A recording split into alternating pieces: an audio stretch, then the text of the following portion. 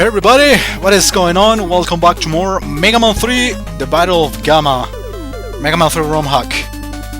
So yeah, a couple more bosses today. I'm going to be doing Hardman first, since, as you know, by using Magnet Man's weapon you can defeat Hardman pretty much easily. Probably this music sounds familiar to you since, well, as I described in the previous parts, they used the Megaman 2 music from the Game Boy version, of course. But I insist on this idea that it sounds a lot better here than it used to sound on the Game Boy. Sound chip must be different, of course.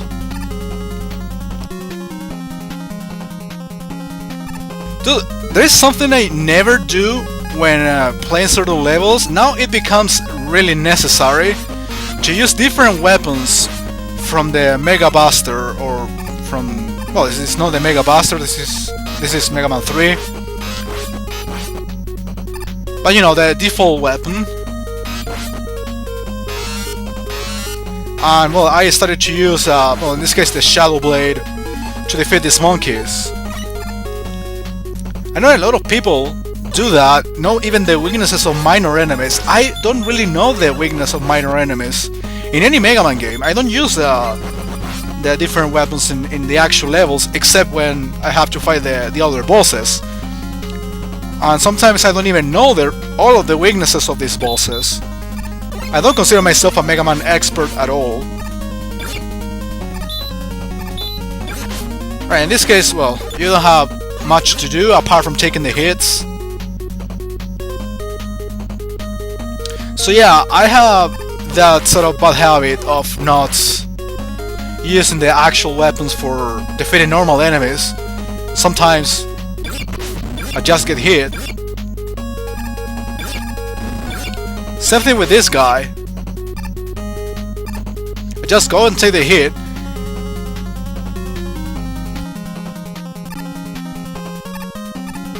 I need to shoot him from the front. Well, this guy is easy enough anyway. I need to use Rush Coil here. I mean... no, this doesn't have enough range. No, I don't even have to use Rush on here. But yeah, I found the necessary weapon for you to kill them with only one shot. Have to start being more effective in that sense.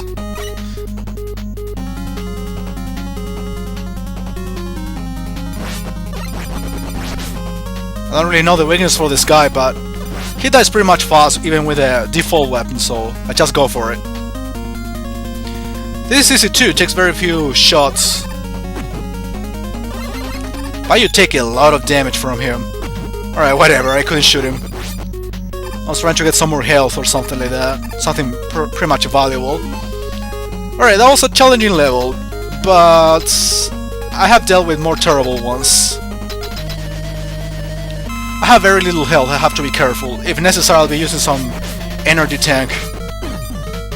I can take one or two more shots. Go, go, go. There we go.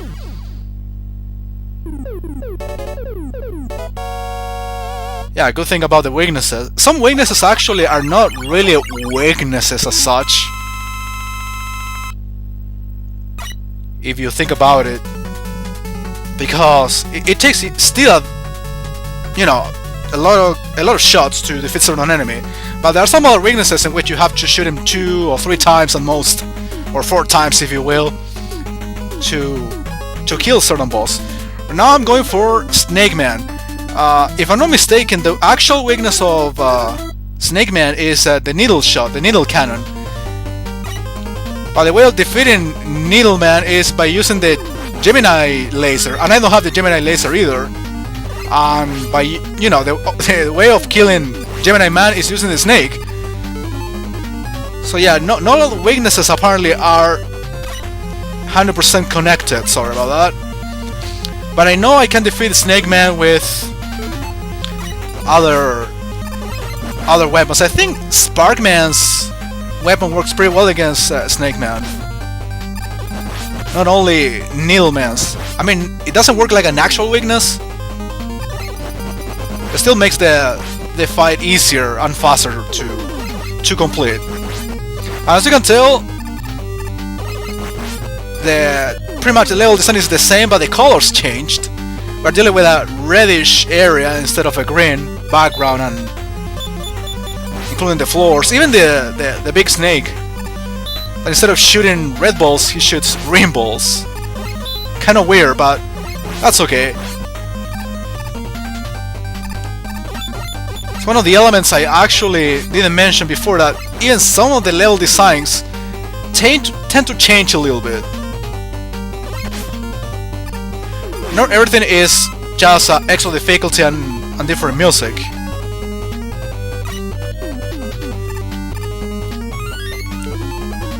I have 2 energy tanks. I got the impression I got more. I don't know, I thought I had at least 3 or 4 even.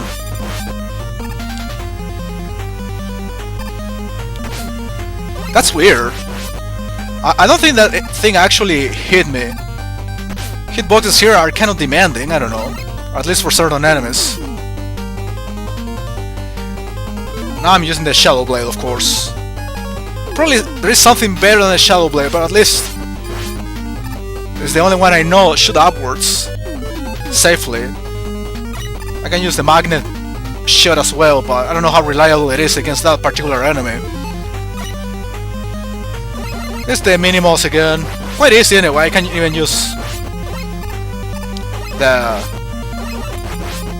default weapon. Dude, I always forget how it's called. It's not the Mega Buster. Oh my god, I fucking need this right now. There we go.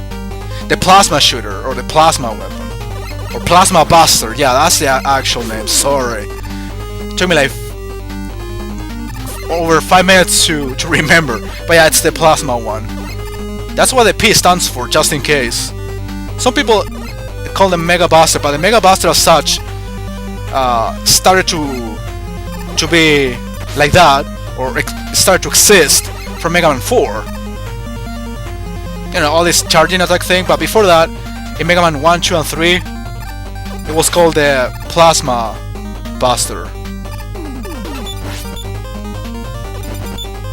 Oh shit, that was close, and I got a shitload of energy now. That's so convenient. Well, this guy is, in general terms, is easy to defeat. As you can tell, takes no more than 6 or 7 shots. But you have to be precise every time he jumps, of course. You don't want to wait until the very end. That was a little bit close. And there has to be another one. No, there isn't another one. Another challenging level, but still not really hard. For me. I didn't die much when I played off screen. I played every level several times off screen until I actually got it through. But this one actually killed me a couple of times, basically because of lack of energy, not because of you know, certain unfair pits. So yeah, apparently the Shadow Blade works better than the Spark Shot that I was tempted to use at first.